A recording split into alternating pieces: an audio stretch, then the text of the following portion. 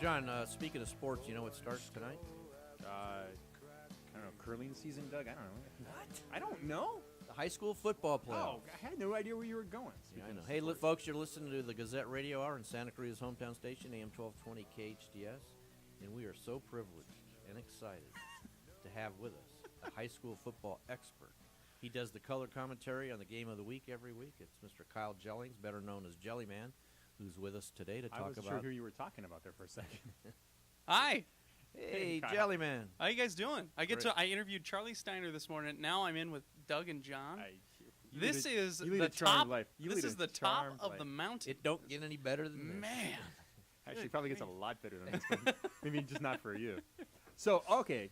Tonight's the night, right? Yeah, it is. First round of the playoffs. How ridiculously good do you think the Foothill League's going to do? I mean, it's tough. I mean, all 5 teams could have finished first. 4 teams could have finished first. Yes. Well, it's going to be tough for Saugus. Saugus they got to travel way up to Atascadero. It's going to be a tough game for them because traveling that far for any team is tough. And even Hart having to go to Paso Robles is going to be a tough. It's a 2-hour drive.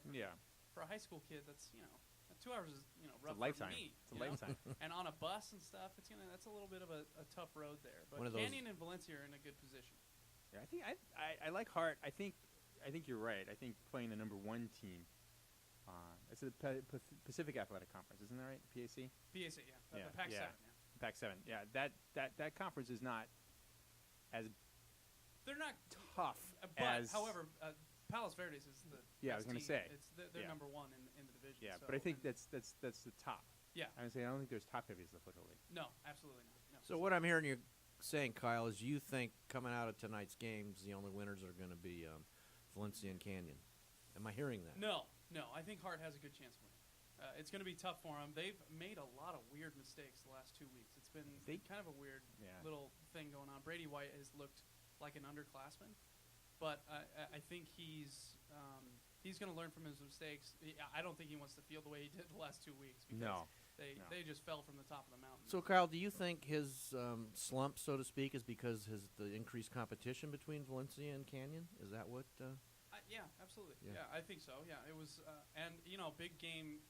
Some big game jitters. Big game jitters. It's late in the game. They're putting the game on his shoulders because they don't run the ball particularly well, especially with Connor Wingenroth going down. Right.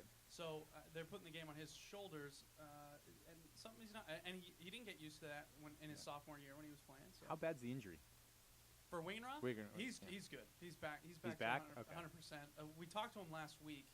We didn't talk to Connor. We talked to Coach Harrington, and he said he was 99.9% ready. So for the Canyon game. So and he's a big player, man. But if he doesn't get things going on the running game, the Hart has a tough time winning. It's tough to win any game when all you're doing is throwing. Everybody knows all you can do is throw. Now, Kyle, if I'm a Canyon fan, I'm concerned. They blew a big lead against Valencia and lost the game. They were up 28-6, I believe, in the third quarter. Is that about right? They were up, 28-6. And they lost that game. And then last week they were up 31-6. Does that sound right against Hart? 31-10. Yeah, and then Hart came all the way back and almost beat them. What happens to Canyon's defense in the last half of the game? I honestly don't know. I think they get a little less aggressive on offense, and then the other team's offense kind of gets into a rhythm because they're not on they're on the field more. They're just getting into a rhythm.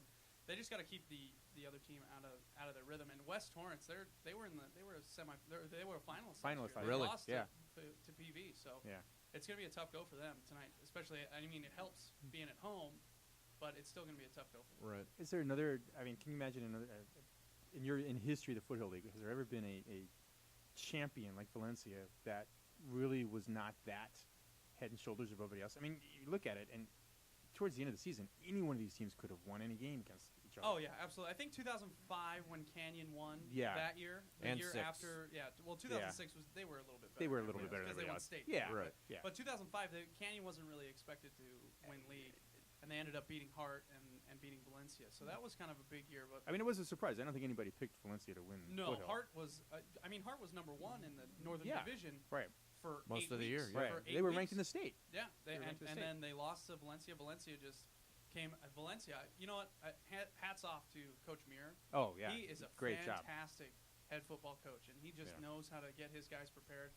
And they totally changed the scheme, their offense, just so they could beat Hart. And they were running the ball. J.J. Wilson who is That's their number one amazing. wide receiver, was running the ball. He had over 100 yards rushing the Right. ball that night. So he's just a great coach. Hey, Kyle, we got about a minute left. Why don't you Okay. tell us what KHTS has in store tonight regarding the playoffs? So we don't cover one game during the playoffs, especially for the first round, because we got 4 teams out there. We got Saugus at Tuscadero.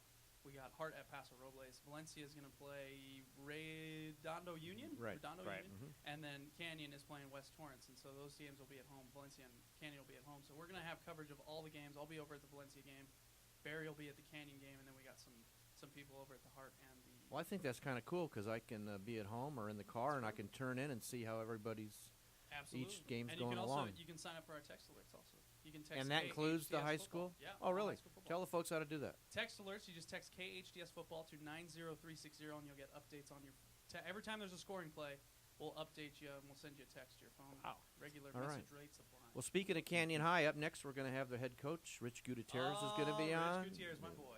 So we'll ask him some of those questions. Kyle, thanks so much for No, coming no in. problem. Thanks for Great stopping job. by, Kyle. Anytime. All right, thank you. All right, you're listening to the Gazette Radio Hour with Doug and John on AM 1220 KHTS. We'll be right back with the Canyon High football coach right after this.